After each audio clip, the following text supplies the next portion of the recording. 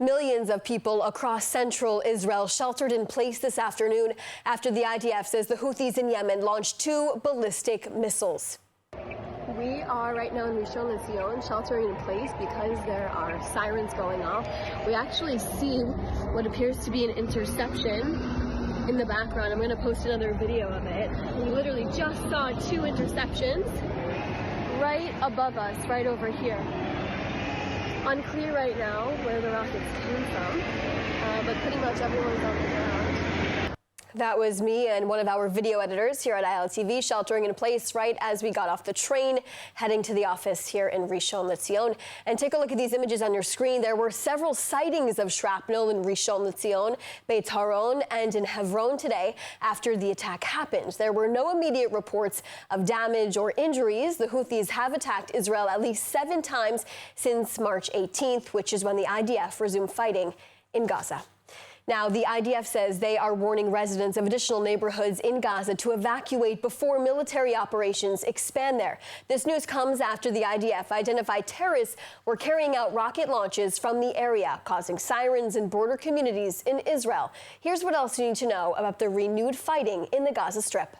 Overnight, Hamas confirmed spokesperson Abdel Latif Al-Qanu was killed in an airstrike in northern Gaza when his tent was targeted in Jabalia. Al-Qanu was one of Hamas's most prominent spokesmen in Gaza, who held the role since 2016. Since fighting began in Gaza, he's kept a low profile, avoiding media appearances, although he gave Arab media interviews after the ceasefire. With the expansion of military operations inside of the Gaza Strip, the IDF says they've continued to eliminate senior Hamas commanders in the terrorist organization. תושבי עזה, בקרוב יפעל צה"ל בעוצמה באזורים נוספים בעזה, ואתם תידרשו להתפנות למען הגנתכם מתוך אזורי הלחימה. התוכניות כבר מוכנות ומאושרות. החמאס מסכן את חייכם ויגרום לכם לאבד את בתיכם ועוד ועוד שטח שיצורף למערך ההגנה הישראלי.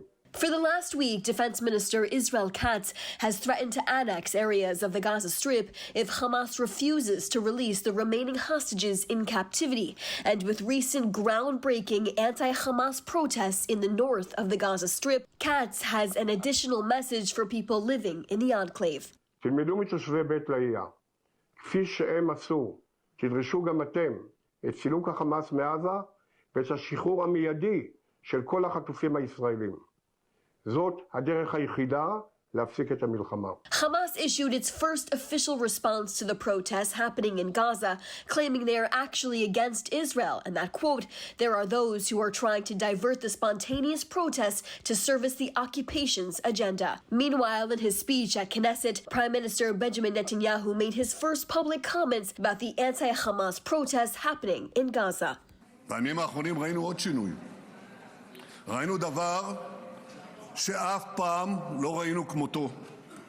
ראינו הפגנות גדולות, גלויות ברצועת עזה נגד שלטון החמאס. עכשיו כבר ראינו הרבה הפגנות למען החמאס. ראינו את זה בבירות אירופה, בקמפוסים, באמריקה. חברת הכנסת עאידה תומא סלימאן, אבל הפגנות כאלה בעזה נגד החמאס, דבר כזה לא ראינו. יותר ויותר עזתים מבינים שהחמאס מביא עליהם חורבן ואבדון. וזה חשוב. כל זה מראה שהמדיניות שלנו עובדת. And now the IDF has not yet confirmed the elimination of Abdel Latif Al-Qanu, and there are 59 hostages still in Hamas captivity, with officials believing 24 of them are still alive, including 1 American citizen. And now early Thursday morning, the IDF announced that several Hezbollah terrorists were struck in southern Lebanon as Israel's multi-front war continues. The strikes in Lebanon followed the detection of Hezbollah terrorists transferring weapons in the area of Yomor, located just 25 kilometers or 15 miles from Israel's Metula. And Arab media reported early Thursday morning that the IDF struck locations inside of Syria. Video footage circulating online depicts IDF airstrikes on the Syrian port city of Latakia. Now, as Israel continues to target threats in multiple surrounding countries, they continue to face threats within the country as well. Joining us now to discuss is Clifford May, the founder of the Foundation for the Defense of Democracies. Clifford, thank you so much for joining us today. Good to be with you. Now, Clifford, over the last 2 weeks, millions of Israelis have taken shelter from rocket launches that include the Houthis, like today, and even several times from Gaza, which is something Israelis haven't experienced in months. Now, what does this say about Hamas's stockpile of weapons that clearly still exists?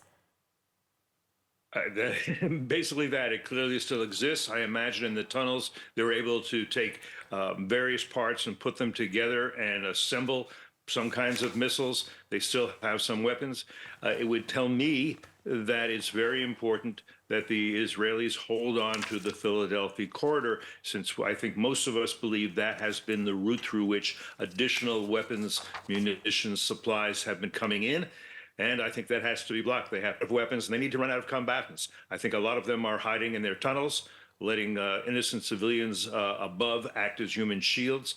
And as Prime Minister Benjamin Netanyahu was arguing, that may finally be having an impact on Gazan civilians who are understanding that Hamas is causing them tremendous, tremendous suffering over a long period of time, and that Hamas is the problem.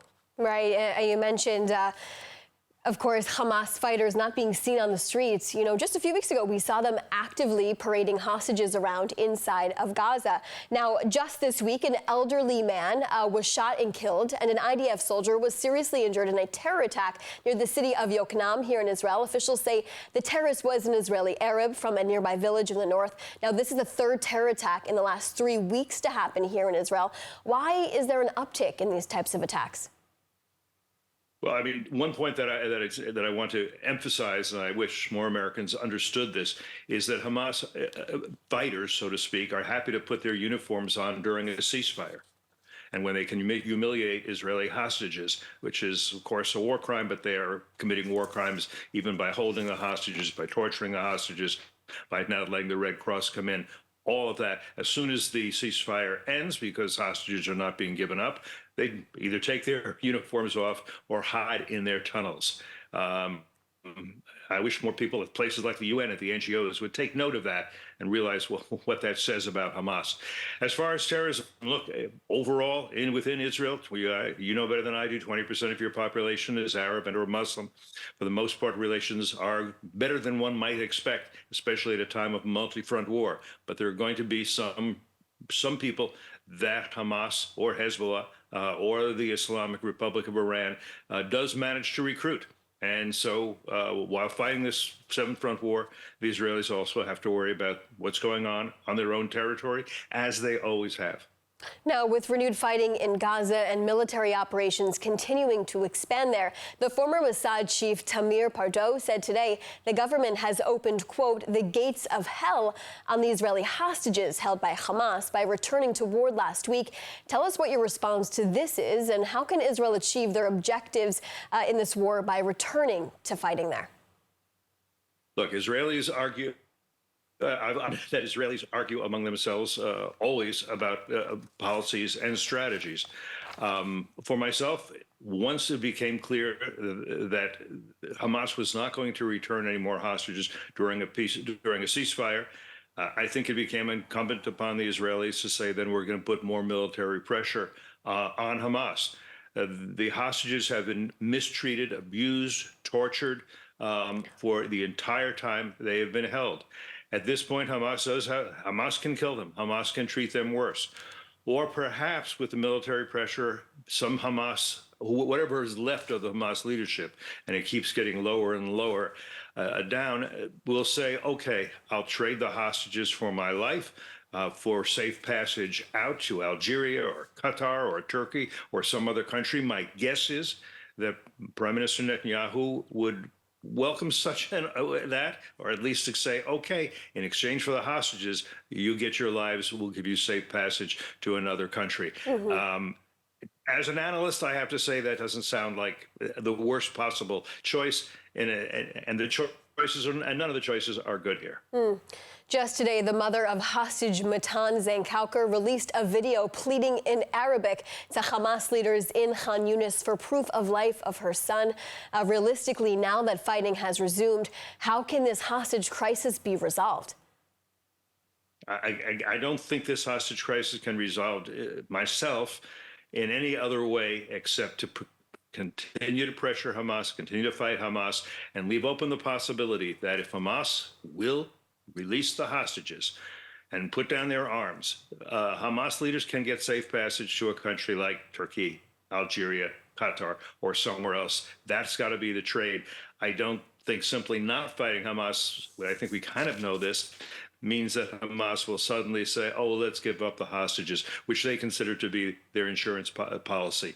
I just don't see another way but that myself. But again, I know that Israel is a democratic society, and Israelis tend to have disagreements among themselves, as well they should. Clifford, thanks so much for joining us today. Really appreciate it. My pleasure. And for the second day in a row, rare protests have erupted in Gaza, with thousands of people marching against Hamas over growing frustration over the war's toll and the terror group's rule. ILTV's Ariella Lachiani reports. For a second day, rare protests have erupted in Gaza, with thousands chanting against Hamas. Demonstrators in Gaza City, Beit Lahia, and other areas called for an end to the war, blaming the terror group for their suffering. In Beit Lahia, around 3,000 protesters carried banners reading, "Hamas does not represent us," while others chanted, "The people want the fall of Hamas." Some said they joined out of frustration over months of destruction, displacement, and death. Hamas, which has violently suppressed protests in the past, has so far avoided a direct crackdown. A senior official acknowledged the unrest but urged people to focus their anger on Israel instead. Meanwhile, Defense Minister Israel Katz encouraged Gazans to continue demonstrating, warning that Israel's military campaign will only intensify unless Hamas releases hostages. He urged civilians to demand Hamas's removal, calling it their only path to ending the war. As airstrikes continue and conditions worsen, these protests remain a rare sight under Hamas rule. But for now, some Gazans are risking their safety to make their voices heard.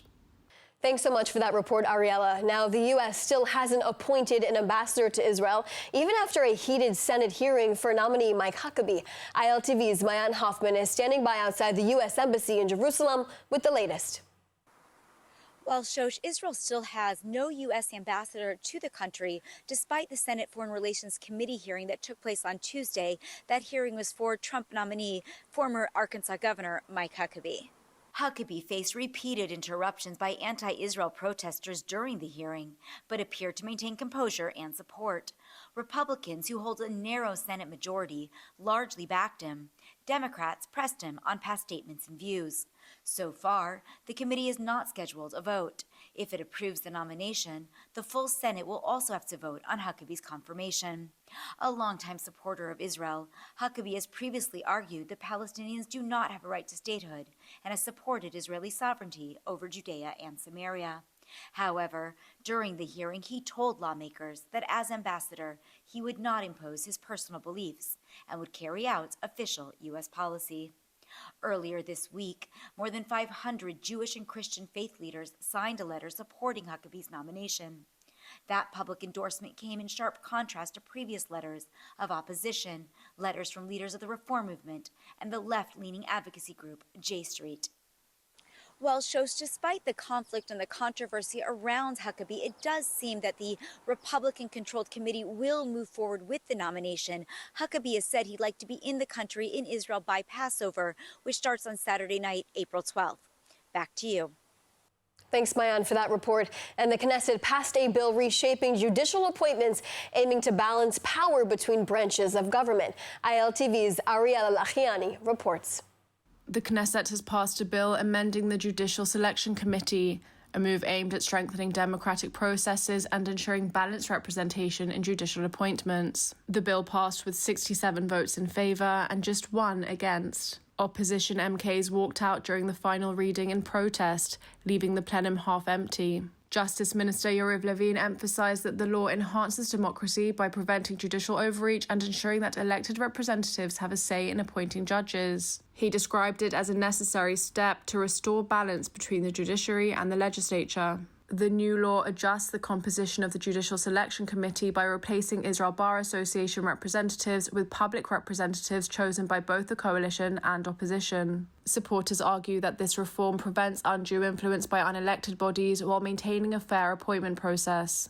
Opposition leaders have challenged the bill in the High Court, arguing it gives the government more influence over judicial appointments. They have vowed to seek its repeal in the future. The vote followed an early morning manoeuvre by the opposition, which attempted to force an unexpected early vote. However, coalition leaders ensured all members were present, allowing the bill's passage without disruption. The legislation, based on previous reform proposals, aims to balance the judiciary's role while maintaining Israel's democratic principles. As the debate over judicial appointments continues, the government asserts that this step will strengthen public trust in the system. And joining us now to discuss this is Amir Weitman, head of the Libertarian Caucus in the Likud. Thanks so much for joining us today. Thank you. Can you explain to us in simple terms what this judicial reform bill changes about how judges are selected? Is this different or the same from what we saw before the war? Right. So actually, what we're doing is a version of what's called the German model.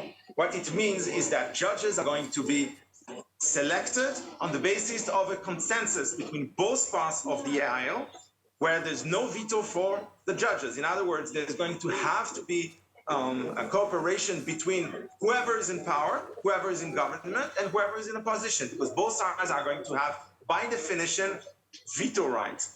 So what it means is that we are going to impose cooperation between the entirety of the Israeli representative of the entire public. It's not going to be a left-wing scheme. It's not going to be a right-wing scheme. No party is going to have the power to impose on the other one.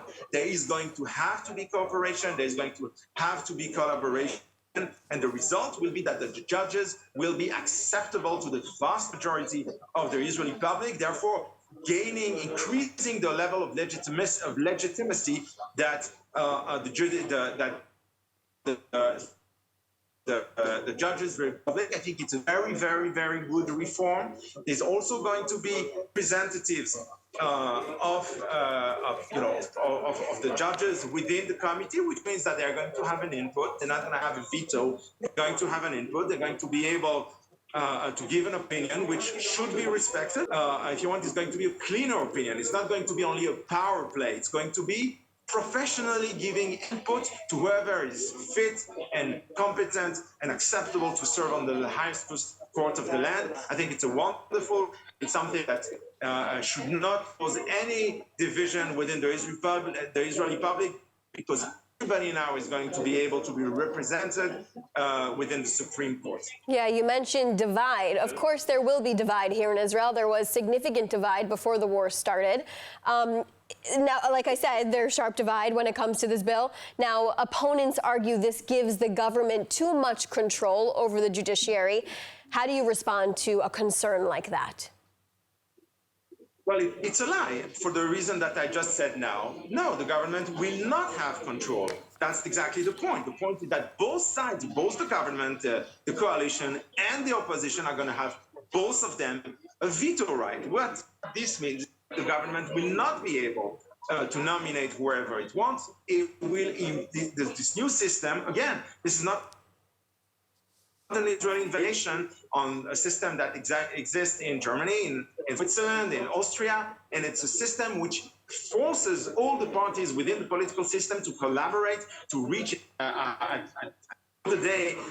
decision on whoever is going to be the judge. It means that nobody is going to be elected when if he doesn't enjoy from bipartisan support, if you will. So that's exactly what we want. And maybe now people are, unhappy, whatever, but over the period of time, what we're going to see is that all judges that are going to be elected to the Supreme Court enjoy from broad, non-partisan support. And that's exactly what we want. We want to have a support which enjoys from bipartisan support, that all sides within Israeli society feel comfortable with. I don't want the judges to represent me. I don't want them to represent somebody else. I want them to be professional and accepted by Israeli society. This is going to increase the level of legitimacy the judges in the Israeli society. Everybody eventually will come to appreciate what has been done, and this will decrease division. Because again, all judges are not going to be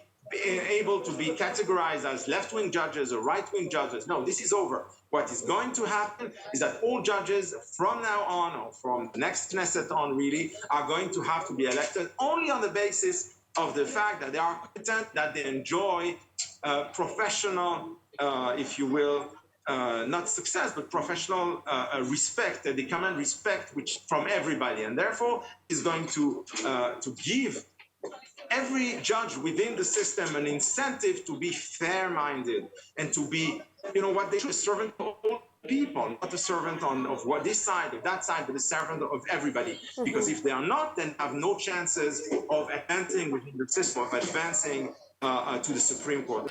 Amir, thank you so much for joining us and for your perspective today. Thanks. Thank you. Thank you. And now, if you're interested in moving to Israel and buying your dream home, Sparta Real Estate Group is now making this transition easy as ever.